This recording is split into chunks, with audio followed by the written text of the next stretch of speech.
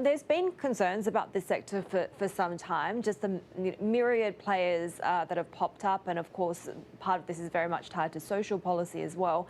What do we know about what the government is trying to do here?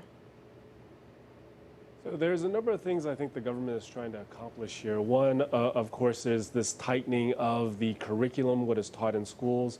Are kids getting a so-called patriotic education?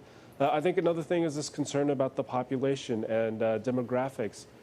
China's population probably in the next couple of years is going to tip over into shrinking. And so parents these days, they feel like they don't have a choice except to send their kids to these after-school tutoring services because no one wants their child to fall behind. And that's just increased the burden for parents if they're thinking about having additional children. And I think finally there is this great concern about the wealth gap that's developed in this country. Education used to be seen as this great equalizer, and that's been greatly reduced because parents who have more financial resources have been able to pay for these tutoring services to help their kids get ahead of others. So, John, what are the implications on China's broader tech industry?